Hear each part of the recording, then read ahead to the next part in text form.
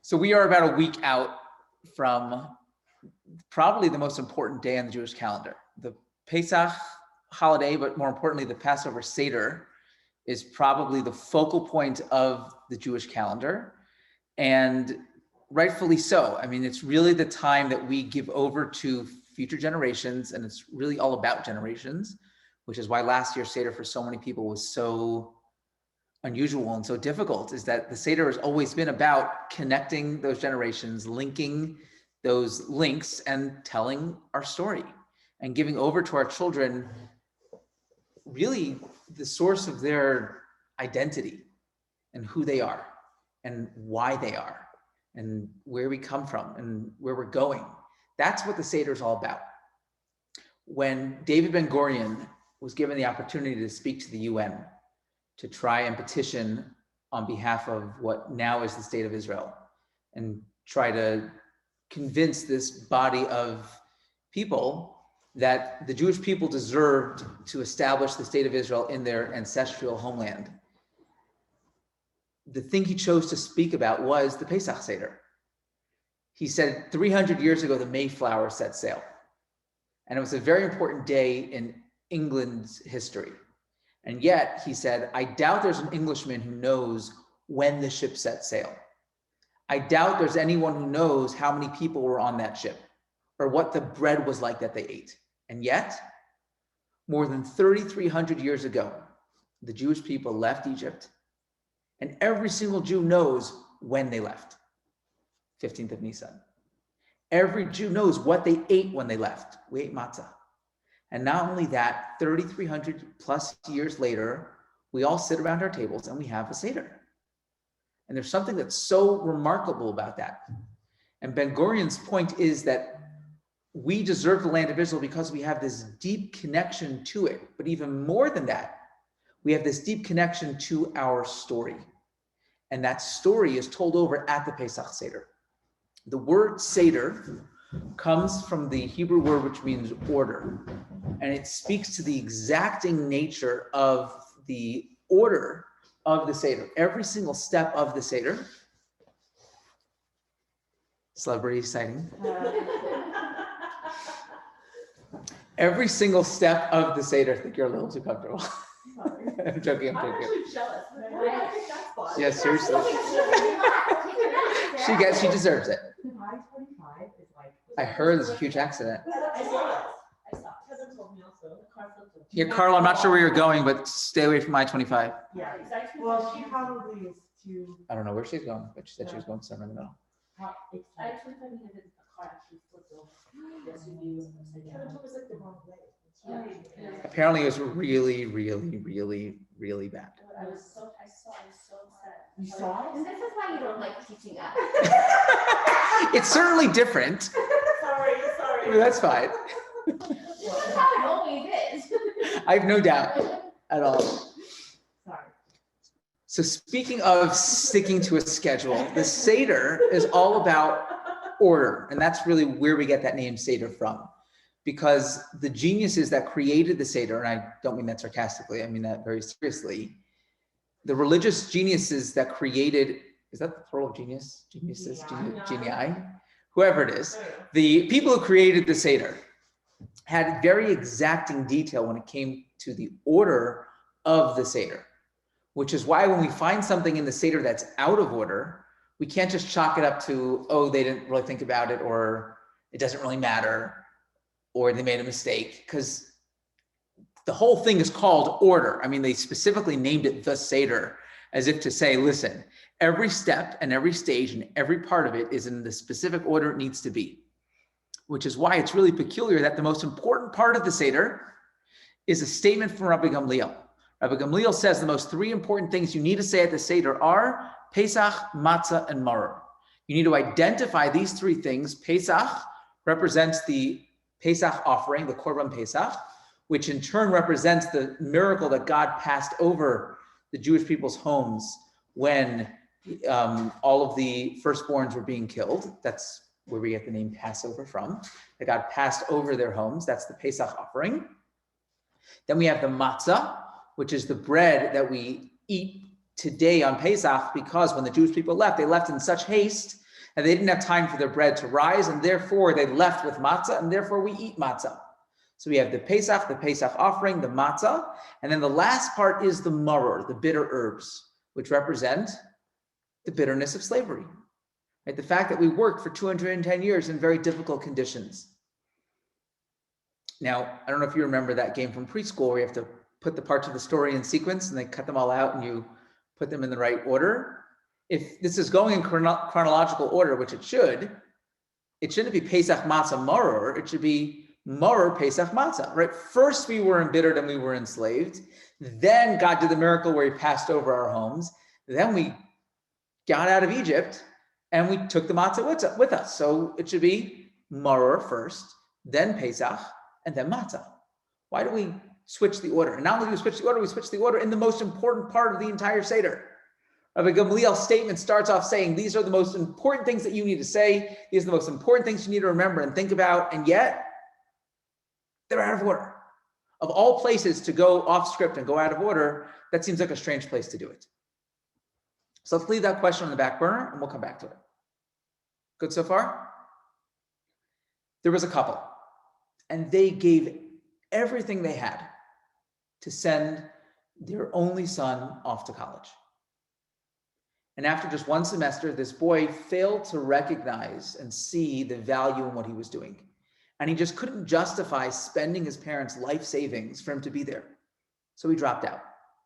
And instead of going to the classes he had to go to, he started going to classes that he wanted to go to. And he began to really start focusing on the things that interested him, to focus on his passion projects.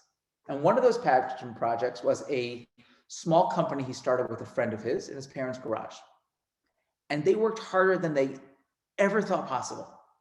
Day in and day out, barely sleeping or eating, devoting every moment of their waking lives to this project. And after 10 years, they took this company of just the two of them and transformed it into a $2 billion company with over 4,000 employees. And then one day in the middle of the night, it all came crashing down. In the middle of the night, he was fired from his own company. Everything he ever built was gone like that. And not only that, not only was he fired, he was publicly shamed on the world stage, on the front cover of every single magazine throughout the world, publicizing his failure, how he had run his own company into the ground, went off the rails, and how he was fired, removed from his own company. Now, what would you do? You have enough money to live off of for the rest of your life. You couldn't possibly spend that money if you tried. Maybe if you tried. What would you do? I'd buy an island. I was going to say, if it was me, I would buy, that's exactly the answer I give. I would buy an island and I would spend the rest of my life sitting on a hammock with a Corona in one hand. I would say a good book in another hand, but those who know me well know. I would probably have this in the other hand watching a movie, Wi-Fi on an island. Exactly. That's what I would do. But that's not what Steve Jobs did. Do you know what he did? Created Apple and stuff. He went on to the next. He started over. And during that time that he was removed from Apple, he created two companies. One of them was called Pixar, which anybody who has children is very familiar with Pixar and knows the impact it's had on an entire industry. And then the other company that most people have never heard of was much more important. It was called Next. Now, the reason why Next is so important is that the company Next developed all the technology that led to the renaissance of Apple. I don't know if you remember, but I remember in school having Apple computers. And there were those big, clunky, huge things with the floppy disk that you needed two hands to hold, and you stick it in the drawer and then crank that lock and then those were Apple computers. How did you go from that to like the really cool iMac, and then eventually the iPod and the iPad and the phone and the watch and where did they come from? They came from Next. All of the technology that led to, I'm talking to you guys right now from my MacBook. I have the handout here on my iPad. I have my iWatch on my watch. I have my Apple Watch on my watch. I have my iPhone on the floor in front of me. All of these great products, where did they come from? So Steve Jobs gave a phenomenal commencement address at Stanford University. If you haven't heard it, I implore you, when this is over, please, when this is over, to Google it and check it out. It's phenomenal. But one of the most incredible messages that he gives over is he says getting fired from Apple was the single greatest thing that ever happened to him. Without getting fired from Apple, we wouldn't have any of these things today. Apple would have just been meh and okay. Getting fired was the greatest thing that ever happened to him. You see, often when we look at challenging situations and we think that they're bad, not only are they not bad, often they are the greatest thing that is possible at that moment. Take a look at source number 1 for a second. If I get a volunteer, please. I'll read it. Thank you, Pam. Do not rejoice over my enemy, because I fell, I will arise. Because I sit in darkness, God is a light unto me.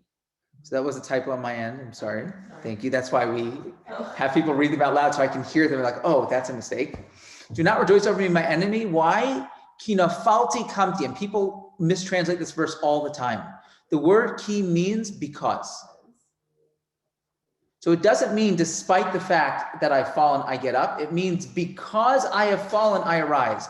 The falling is exactly what leads to getting up. And we see the same thing in the next verse. The righteous falls 7 times, not because he falls, he'll get up. The falling is what leads to him getting up. The darkness is the thing that leads to the light. We believe anytime you have 2 Hebrew words that share a root, it means that there's an intimate connection between the two. The Hebrew word for a crisis is mashbir, which is the same word as mashbir, which means the birthing stool, which seems strange. Like on one hand, this is like... Wasn't there a grocery store called Mashbir? Also a grocery store called the mashbir. I'm not sure which one. It's a department store. You sit on, you go there to... It's like a crisis in a store. Yeah, exactly. I think it's a little of both. It's a crisis in a store. It's Israel's only department store. We could talk about afterwards why it's called the mashbir. What's the connection? So we were blessed to have 2 children born in Israel. Our first 2 oldest were born in Israel, and the rest were born here in Colorado. And I remember the stark contrast when we had a Tara here at University Hospital between the birthing experience in Israel and the birthing experience here in Denver. And obviously I didn't go through the process. So I was going to say, do you know a lot about how that felt? I don't, but I can tell you from my perspective as a father, I should have prefaced it with that. From my perspective as a father, it was a night and day difference.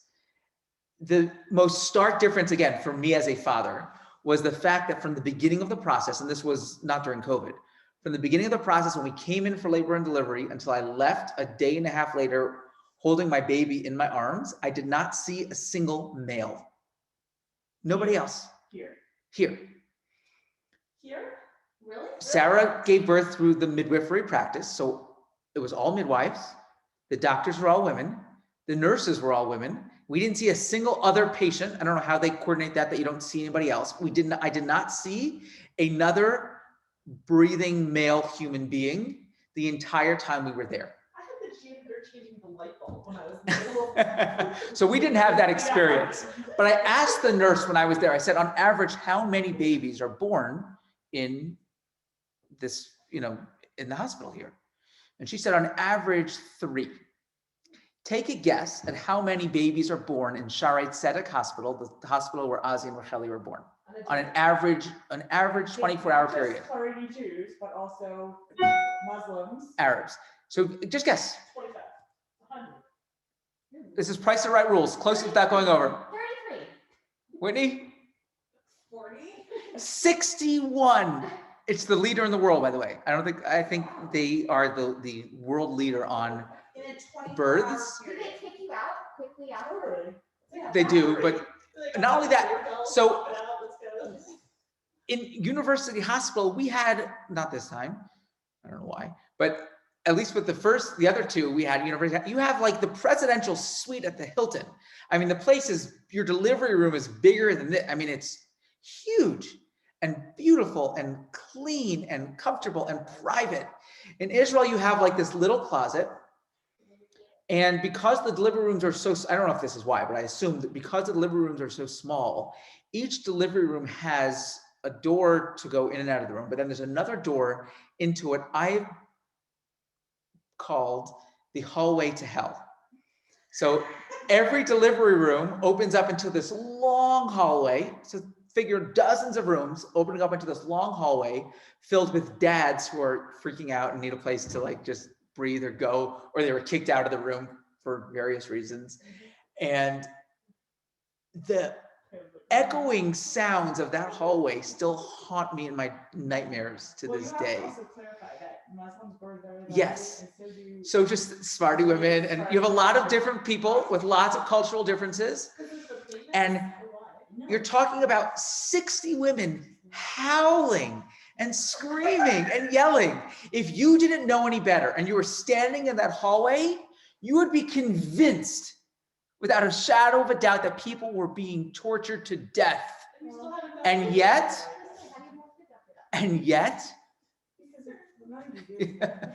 yes, because I'm not the one having it. That's why we have more children. You can't, the person having in labor doesn't hear that. But you can hear it. They might, but for a lot of them, they're making the noises. But my point is, if you saw that in an isolated bubble without knowing how the world works, without knowing anything, you would think that was death. And yet, that's life. That's the Mashbir. That's that moment of crisis that you can look at and say, this is the most destructive, horrible, terrible thing in the world. And that's where life comes from. That's life. That's beauty. We say V'hi she'amda in the Haggadah. It's a very emotional passage. It's very short, but very important.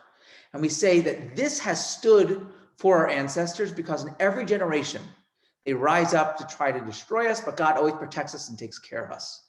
And the commentators all jump on that and they say, what does that mean, V'hi she'amda, and this? There was nothing before. Meaning there's no context. It's not like it's a continuation of a previous sentence. This is a new paragraph. And it starts with, and this, and what? And I heard a beautiful explanation once. Perhaps when we say V'hi she'amda, and this has stood for us, it's specifically the fact that generation after generation, people have rose up to try and destroy us. It's specifically the most challenging moments in Jewish history that have created and built us into the people we are today so that we can stand up and we can become the people that we are meant to be. We can become the people we are destined to be. It's through those moments of challenge. If you take a look at source 4 in our sheets. Source 4 in our sheets.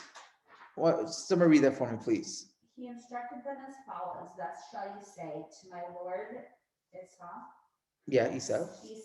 So said your servant Jacob. I sojourned with I don't know how to read this. A lot of times the Hebrew words are easier to understand than the English ones. Oh my God. I mean, I haven't been able to speak for a few days anyway, so. Im Lavan Garti. So basically, Yaakov and Esau are two brothers. Esau tries to kill Jacob. So Jacob flees for his life. And this is many years later. And Jacob is told that Esau is coming to meet him. And he's not sure, is he coming to like make up or is he coming to try and kill me? You know, talk about a difficult Thanksgiving with sibling rivalry, right? You don't know what's going to happen.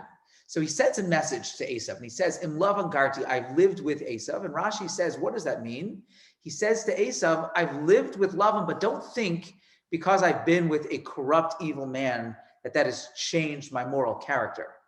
You should know, Im Lavan Garti, even though I've lived with Lavan, the numeric value of that word Garti is 613, representing the 613 commandments. He says, even though I live with Lavan, I've still kept the 613 mitzvot. I'm still the person I always was.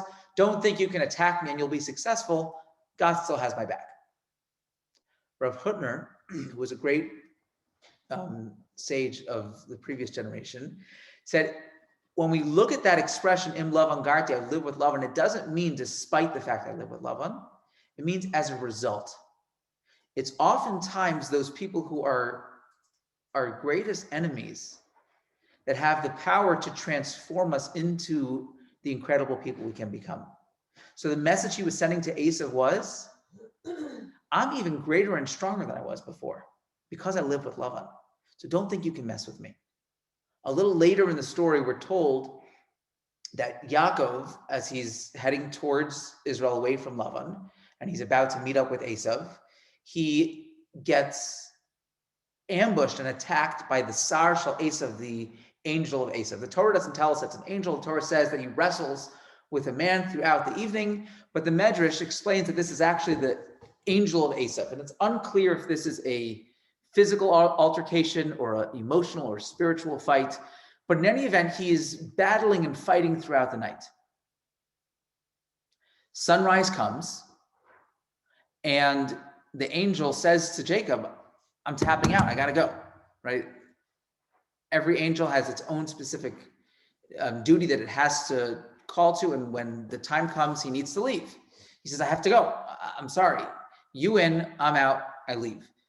And Jacob says, I'm not letting you go. Take a look at source number 6 for a second. What does Jacob say, Lisa? He says, I will not release you unless you bless me. What does that mean, I won't release you unless you bless me?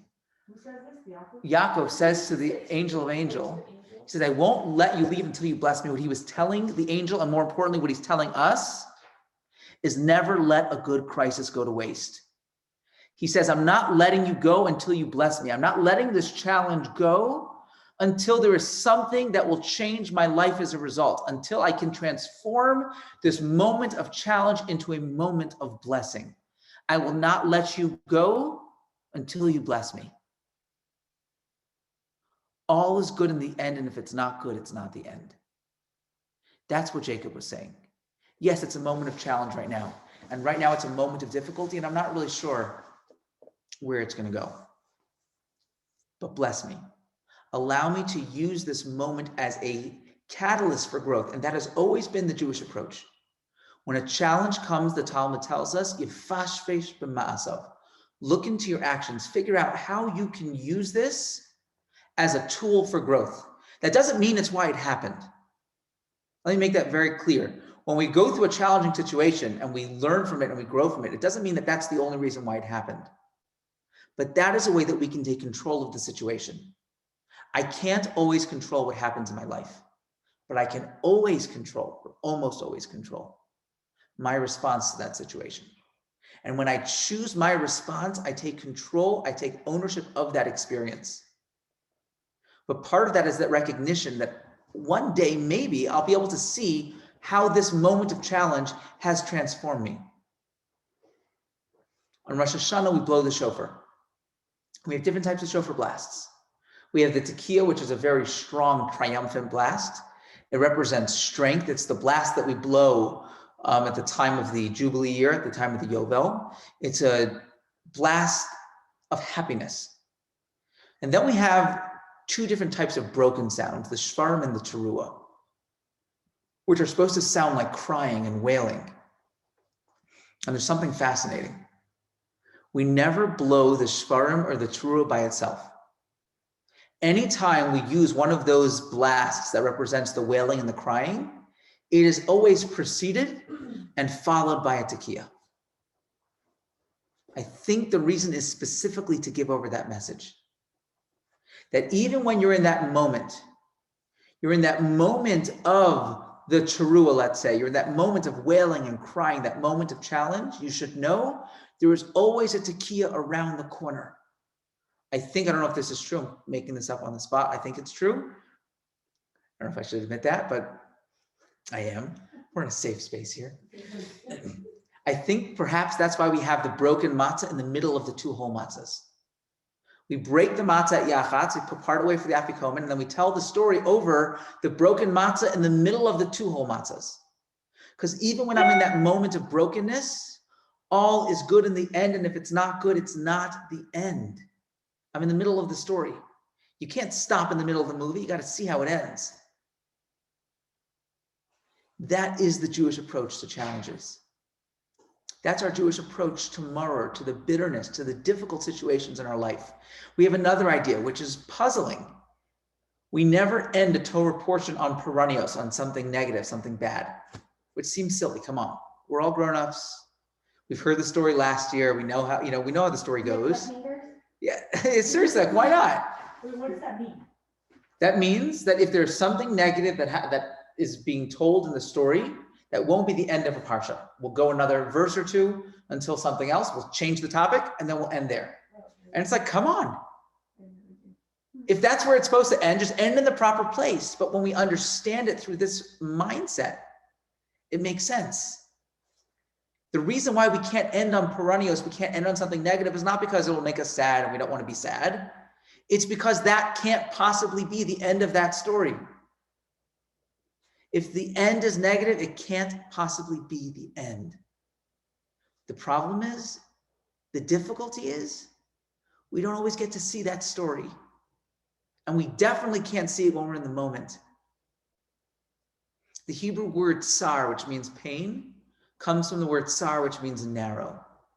And the reason why is because when we go through a difficult situation, when we're going through a real ordeal, a challenging situation, we can't see past it. And greater than the physical or emotional pain that we're feeling is the narrowness, the constriction, the fact that we are going through life with blinders on.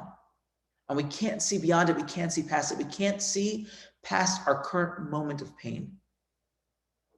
That's why the maror is out of order. It wasn't an accident. When Rabbi Gamliel said, focus on these three things, and they're the three most important parts of the Seder, you can't put the maror at the beginning. Because at the beginning, when you're going through that process, when you're going through the tsar, when you're going through that difficult and narrow place, you can't see past it. You can never see how this moment is going to transform you when you're going through it. You can't see the label when you're inside the jar.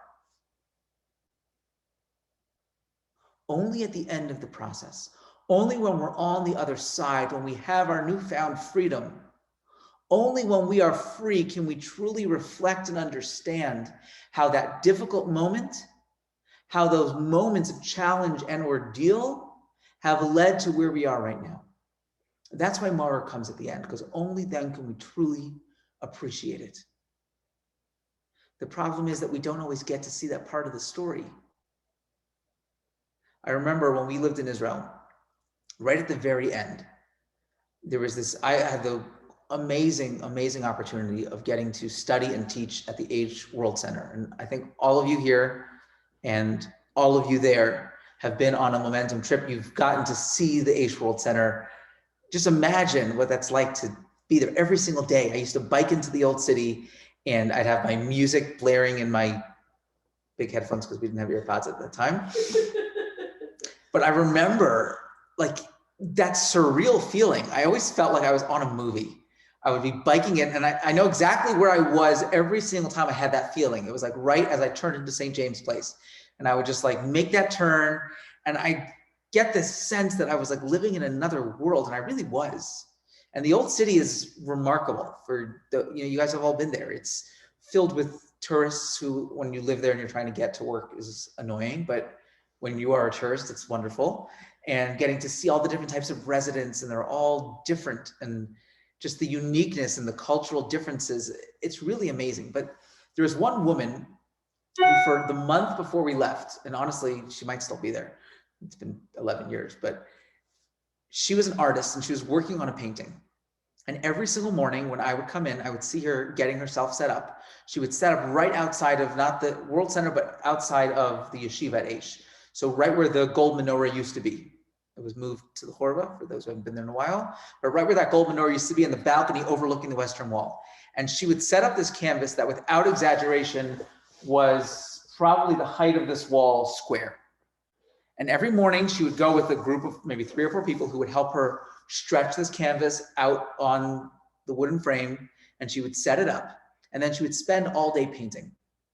And it was fascinating to watch, because she would be painting for like 10 or 15 minutes, and then she would stop, go all the way up the steps, look, and then come back down. And that's why I said she's probably still there 10 years later. She would paint, go all the way up, look, and then come back down. And the reason why is that as you're standing on a canvas that size, you can't possibly see the picture. All you see is blurred colors. She had to take those steps back to gain perspective. The problem is that we don't always get the opportunity in life to take those steps back. Sometimes we do. Sometimes we get those Steve Jobs moments.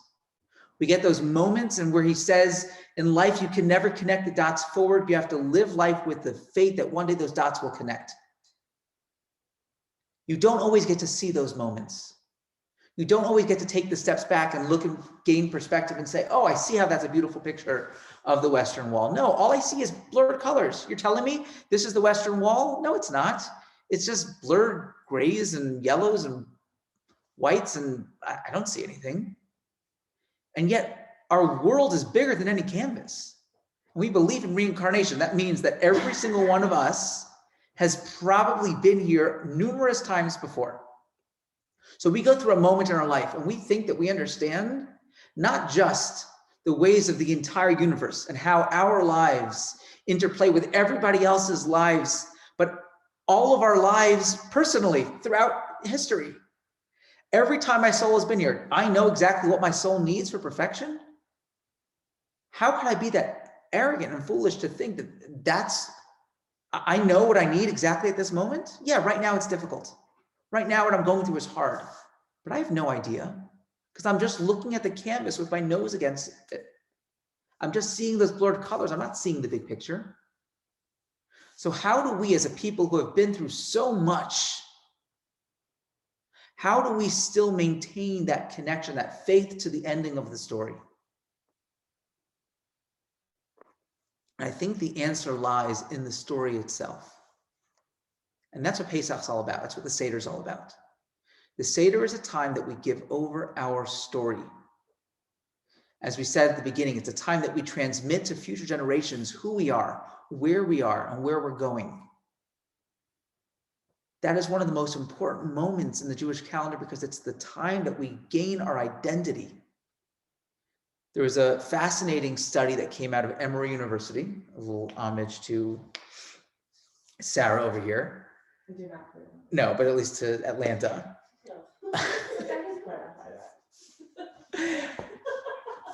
I apologize. Nothing to do with Sarah.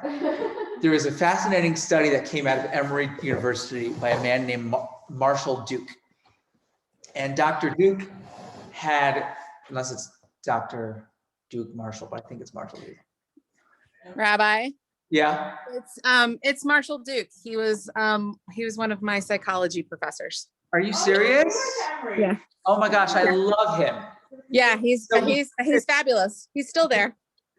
Is he? Yeah. Oh, I'm happy to hear that. So what did she say? It's Marshall Duke? Marshall Duke, yeah. Is that what you said? Yeah. Oh. I was just joking because he has two first names.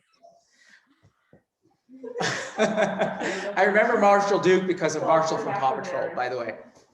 Anyway, so he did this fascinating study. He wanted to find out what can you do to create a resilient and happy family. And what he discovered, the $1 million question, but he has a $1 million answer. He said, if you want to create a happy and resilient family, the most important thing you can do is refine and retell your family narrative.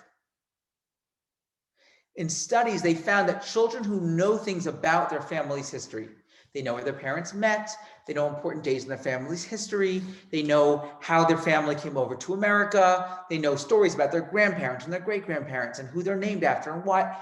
He said, if the family and the children understand where they come from, they understand their family narrative, that will produce the most happy and resilient children possible. You had a lot of eye rolls in my experience. Oh, yes. You'll have lots of eye rolls through the experience. And I think he even says that, by the way. Yeah. I think in the article he even says that. Yes. Oh, we're hearing that story again. But that will be the single most important thing in determining the resiliency and happiness of that family. We're going to talk about that.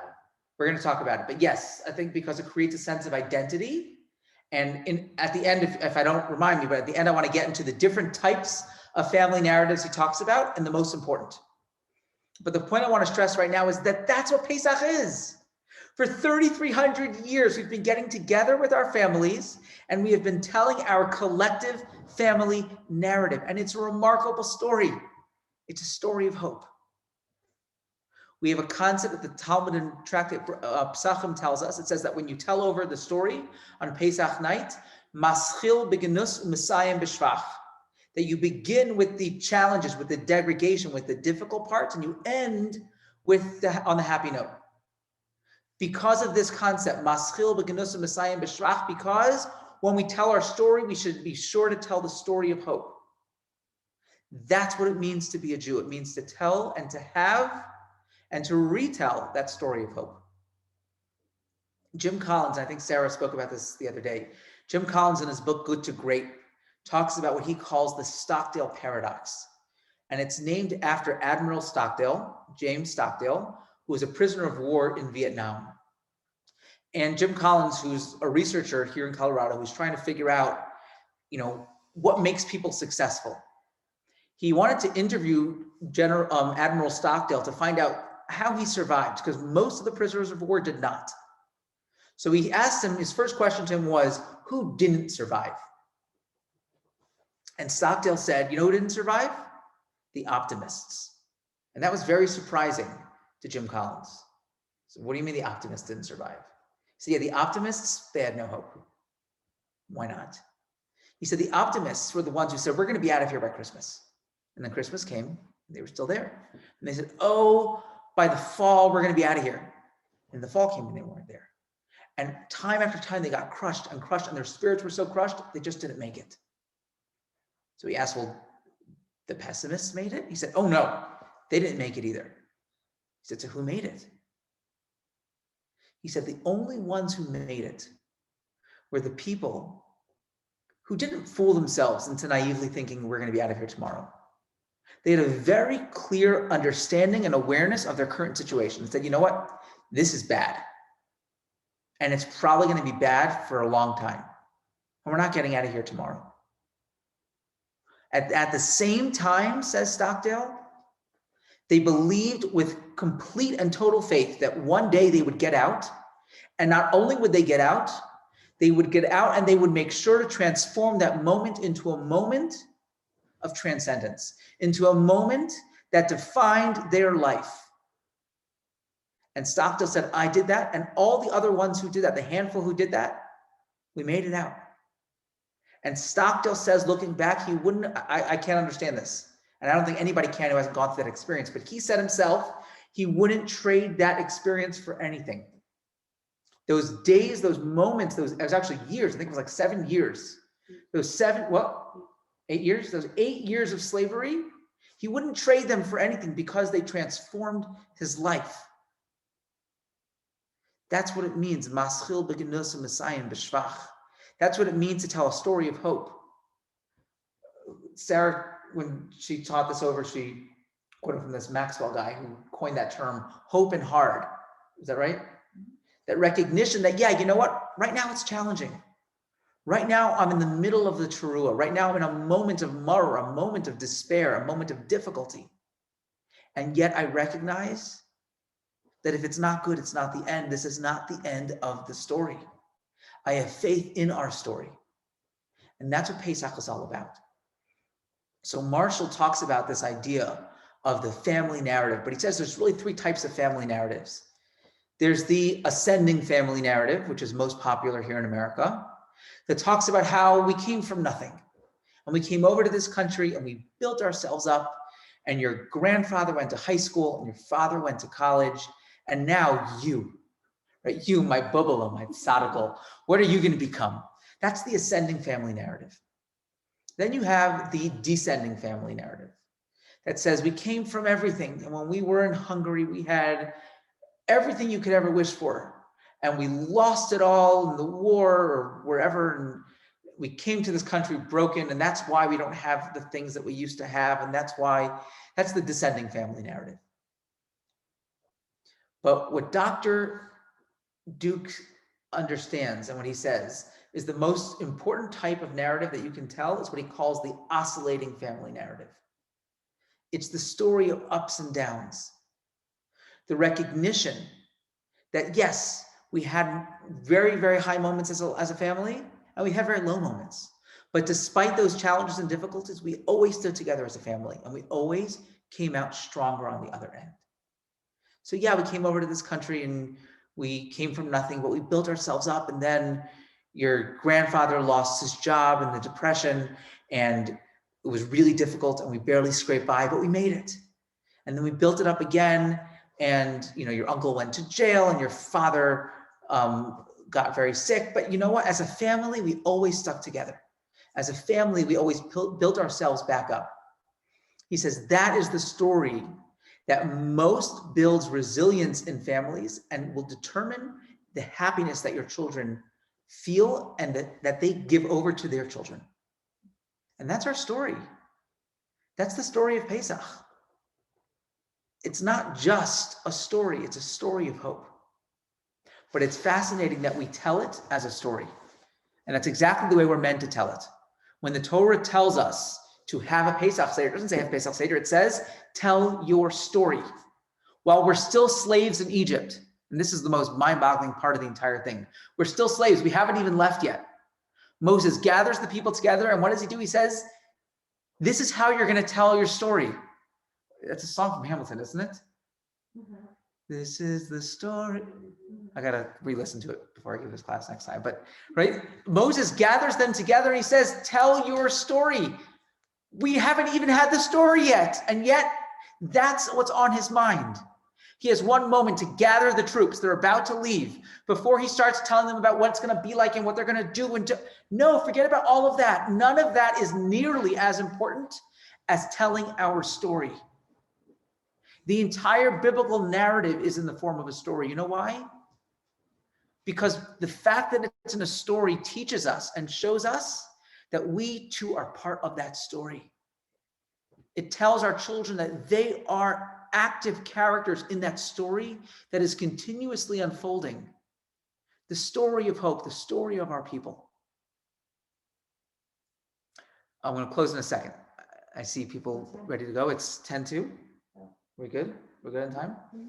Rav Nachman of Breslov has a beautiful line. He says, we don't tell our children stories to lull them to sleep.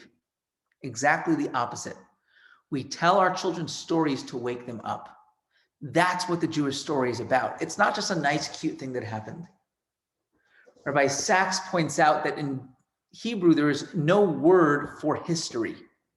Just like, by the way, there's no word for tragedy. You know that? The Hebrew word for tragedy is tragedy. Because there is no Hebrew word for tragedy, we believe there are no tragedies. Because every moment of, yes, there are moments of challenge, moments of pain, moments of despair, but not a tragedy. When you believe that God's hand is guiding the moments of history, there's no such thing as tragedy. There can't be tragedy. But he says there's no such word as history, only memory. What's the difference? That's like Zecher. We're constantly told to remember, but never told about history. There's no such thing as history, says Rabbi Sachs. Rabbi Sachs says the distinction is history is his story. Whereas memory is personal. Memory is our story. Memory is the story of us. It's the story of who we are. And that is the story we give over to our children. That's what Pesach is all about. That's what the Seder is all about. The primary, that's why it's called the Haggadah. The Haggadah literally means to tell over the story.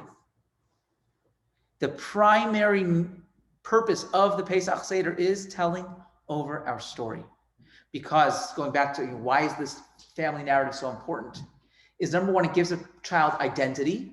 If you have identity, Rabbi Sachs says, I don't know if this is his line or someone else's, but he says, he who has a why can bear any how. The family narrative is what gives you that why. It gives you the why because it tells you who you are. And more importantly, I think, is the fact that it is a story of hope. And when we see a story of hope, what that does is it allows us to tap into something that when I don't see God's hand and I don't see the end of the story, I don't know why I'm going through this right now, but I know from my own story personally, and I know from my own story as a family and as a people, that we've been through moments as challenging as this before. And you know what? The ending of those mini stories, the ending of those chapters within the story always ended up good. We never end with perennials. We never end with the moment of challenge. So if those stories ended good, I know the story will end well. I might not live to see the ending of that story, and that's okay. But I live with the faith that one day those dots will connect. I live with the faith that one day I will see the end of the story. It might not be in this body. It might not be on this earth. But one day I will see the end of that story because, and where do I know that from? I know that from the hope that I get when I hear the story of my people. When I hear the story of triumph after challenge. When I hear that story that teaches me that after every single moment of slavery, there is always a promised land. And we tell that over through the story. Terence Garello says that the shortest distance between two people is a story. Because a story is the most powerful. A story is the thing that conveys emotion. In public speaking, they say they'll never remember what you said. They will only remember how they felt. That's the only thing that matters is the emotion. We convey emotion through a story. And we tell our story as one of hope. That's the Pesach story. That's what Pesach is all about. So I want to wish you all a wonderful Pesach. Hope you have some amazing Sedarim. Your Seders should be phenomenal. But again, Carly's grandfather reads the story of their, what does he read that He letter? reads that letter Rabbi Meyer sent him, like, Oh, that's not Even the though story of somebody- your family. it's not, has nothing to do with my family. If it had to do with my family, It was What's the very story? different. we wouldn't grow. Hi everyone. I don't know, Rabbi Meyer sent this letter out about a man wrote this letter to his grandchild or something. Probably a decade ago, he sent this email out. And my This is grandfather snoozer. starts every year, the first Seder, reading this like 3-page letter to us. Okay, But can I tell you something he does do that is like very cool that we always do? Because you started off talking about links and how last year it was really hard because like that's the whole, everybody has a carabiner at their place setting and we link every year at the beginning of the Seder that. so that we link the generations. So like it starts, my grandparents link theirs first and then they pass it around and everybody's like is linked to each other. You should know, Carly, I am so envious of your family, and I'll tell you why. So growing up, what? We'll be done. I know, I want to be part of you guys. I tell Sarah this all the time, you should know. I'm not just saying this in the class, and I should have told you this at some point. I should also hear your mom, is what I should tell. But my great-grandfather was born and bred in Memphis, Tennessee, as were his children, grandchildren, and I was born in Memphis in the same hospital as my grandmother. Okay, so not only that, when my grandparents became Shomer Shabbat, I bet Jen Kaplan was born in the hospital too. I bet she was. So, a nice Memphis story for you. So, when my great-grandparents started keeping Shabbos, and they decided they weren't going to drive anymore, they didn't live near the shul. And not only that, them and their whole family lived like in a block radius on a different side of the city. They're 20 minutes away from the shul. So they decided to buy a house that was going to be just a Shabbos house. And for decades, my mother's entire childhood, she grew up spending every single Shabbos and holiday with every single one of her aunts, uncles, first cousins, grandparents, extended family, and guests. And they all crammed into this tiny house. And they had the most amazing memories. And then even when the Baron Hirsch eventually moved where they lived and they all lived, around the corner, they still spent every single Shabbos and holiday and everything as an entire extended family. And there's something so powerful and beautiful about that, which I so miss because But you guys all have it. You all live near. I know, I'm saying I'm looking at a group of people. I'm like, I'm so envious of what you guys have. I know that my children will never have that. They won't. And I don't know if you understand like how I think fortunate you last are. year, it became clear how lucky we are. Agreed. Because there was a lacking of it. Like there were limitations on what we would normally take for granted of all being together. So I think like your whole class, I was thinking of like this last year and what we've all been through and how. It's just so beautiful. I mean, But to me, it's even more than just the fact that you're close with your family, so you guys have a great relationship or a terrible relationship, depending on probably both.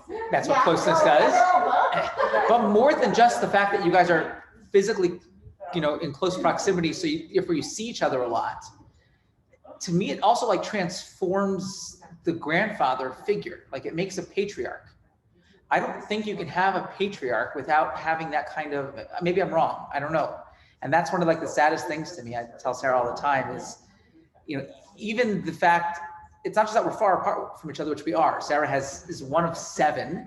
I don't know how this is statistically possible with Jews. There aren't that many Jewish communities in the country, right? She's one of 7 and not a single one of them lives in the same city or the same city as her parents. Everyone's in a different part of the country. And it's like, how did that happen? But to me, like the saddest part is the fact that I don't see our parents ever becoming like my great grandfather was, or like your grandfather is, or like your parents are. Like, Do they still own the house in Tennessee? no. No. Well, people used to not up and move. Like that's how Memphis is. It's also true. It's like But we don't want to live my there. family was in Memphis for 100 years, and then everyone up and left.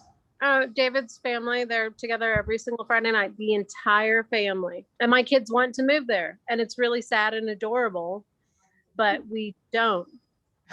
Especially if you're moving from Denver. I mean, I see not moving from Denver. If you're moving anyway, Yeah.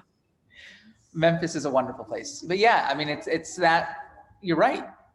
If you would have told my great grandfather on his deathbed, not that everybody would have left, but that anybody would have left, like he would never have believed you, because that's what you did. You grew up, you worked for the family business, and you stayed and you spent every Shabbat dinner together as a family. Like that's what families did.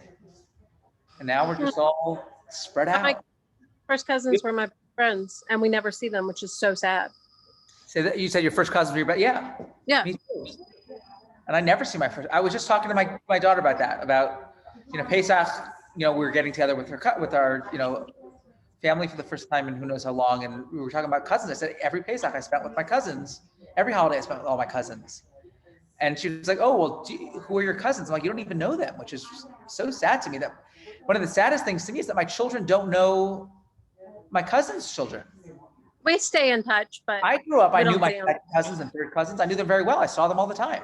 Mm. I was always we didn't live in Memphis anymore. We didn't live in the city, but we would get together a couple times a year. Now I think, I don't know, it's a lost art. There's something about being in a city for that long, I guess. And I guess that's what I'm looking at here also. The people who are here in the room are people who are, been in Denver for a long time with their families. I don't know, it's hard. And Yep. it's also like a cultural shift. I don't see that ever happening with my children. I don't think my children are all going to stay here in Denver when they grow up. Like, who knows? It's sad. I don't know why you would ever move away. I don't know either, but I see it happening. Our friends are leaving the house. They're like leaving. We put an offer on a house in KC today. Oh my gosh. Sad. Are you selling your house? No. We're coming back.